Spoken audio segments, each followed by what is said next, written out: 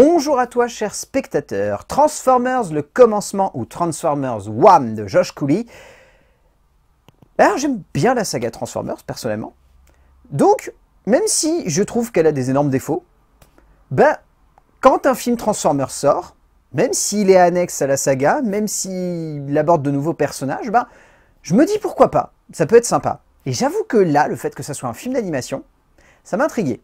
Sans forcément que je sois enjoué, mais ça me titillait. Le résumé pour faire simple, alors que Cybertron semble couler des jours heureux depuis que Sentinel Prime en a pris le contrôle, Orion Pax et son ami D-16 se retrouvent mêlés à la recherche de la matrice du commandement, essentielle au bon fonctionnement de leur planète. Rien de surprenant autour de cette belle planète de Cybertron, mais c'est un bon film. Alors, j'irai pas jusqu'à être comme certains qui ont tendance à dire que c'est le meilleur film Transformers, parce que le premier reste sympathique, même s'il est bourré de petits défauts, notamment une scène d'action finale qui n'est pas forcément parfaite. Mais je fais partie de ceux qui aiment bien la saga Transformers, et je dois avouer que dans le genre, Bumblebee, par exemple, avait été beaucoup plus surprenant et beaucoup plus cool à regarder. Mais Josh Cooley a réussi à faire un film d'animation qui, je trouve, est très efficace dans son genre, arrive bien à jouer avec les personnages, arrive à être entraînant, arrive à proposer une histoire qui, certes, on l'a tellement entendu rabâcher dans la saga cinématographique que pour le coup, elle a rien d'étonnant, mais qui est plutôt bien faite, qui a des jolis retournements de situation et qui a une bonne manière d'aborder la dramaturgie. Donc, ça reste fun à suivre et ça reste cool à regarder. Mais voilà, disons que c'est un bon film qui arrive bien à prendre l'univers, mais dans le genre classicisme à l'hollywoodienne, c'est exactement ça. Il n'y a aucune prise de risque d'un point de vue dramatique. C'est un film qui va vraiment de manière très droite et très claire dans une direction assez convenue, mais c'est bien fait. À partir de là, en tant que spectateur, si on se laisse légèrement entraîner par cette histoire, on passe un bon moment.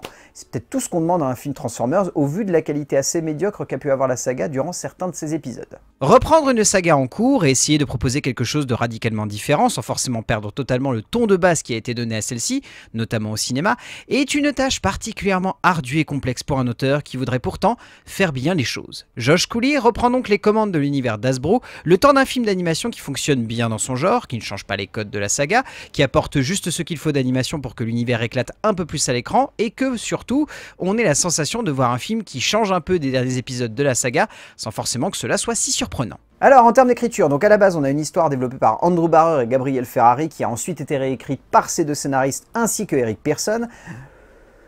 Et c'est simple, en fait. C'est vraiment une histoire qui prend le bon petit schéma shakespearien de base, pour raconter n'importe quelle aventure avec un roi, avec des sujets, avec une course. C'est-à-dire que par moments, j'étais presque en train de me dire qu'il y avait un côté Gladiator avant l'heure. Vraiment dans le sens où on va avoir la même histoire potentiellement dans Gladiator 2, mais où là, du coup, c'était dans l'univers des Transformers. Donc, ça n'a rien de novateur, c'est-à-dire que clairement, si vous me dites qu'il y a des retournements de situation que vous n'avez pas vu venir, ça m'étonnerait. Parce que tout est visible, tout est un petit peu trop surligné, les retournements de situation, les développements de personnages, les évolutions de certains protagonistes au fur et à mesure de l'histoire.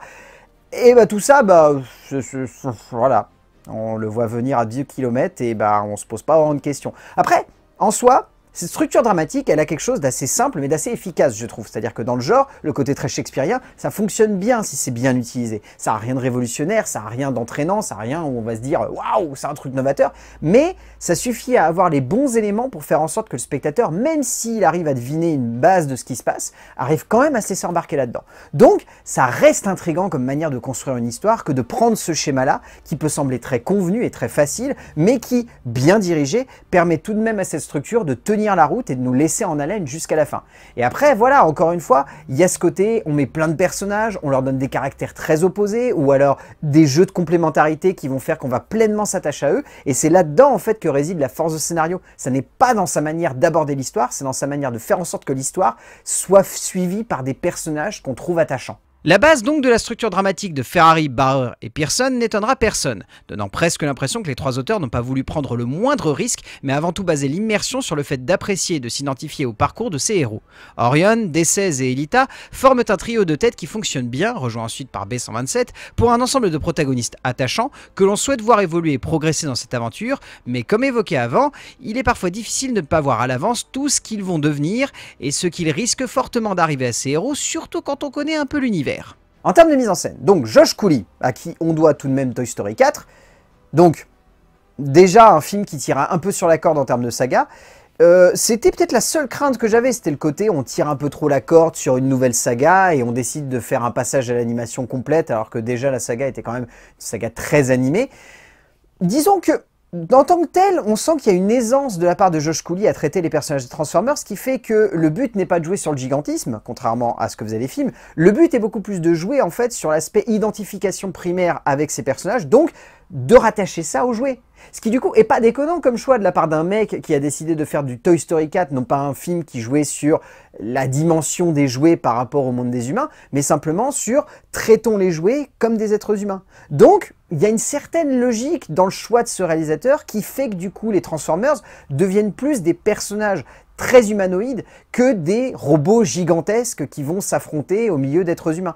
Donc j'aime bien cette idée, parce qu'en soi elle semble très anecdotique, mais elle permet au film de se créer une identité, de se créer un rapport d'échelle, et du coup d'avoir une animation qui est en cohérence par rapport avec ce que le réalisateur pense de ce qu'il veut mettre en scène. Donc j'aime bien cette idée-là. Après le film reste très efficace, très dynamique, je trouve qu'il est bien découpé, il n'est pas surcoté, on sent que c'est un film fait par un animateur qui a envie de pleinement cerner son sujet, et de surtout faire en sorte que non seulement on s'amuse, non seulement on s'éclate, mais que surtout on se dise pas à un moment je comprends rien ce qui se passe à l'écran, c'est illisible. Donc il y a une vraie cohérence dans la créativité qu'a voulu amener Josh Cooley au sein de la saga Transformers, dans le sens où ça n'est pas juste un film Transformers en animation, c'est une logique qui fait qu'on se dit « Ah, c'est intéressant de le traiter comme ça ».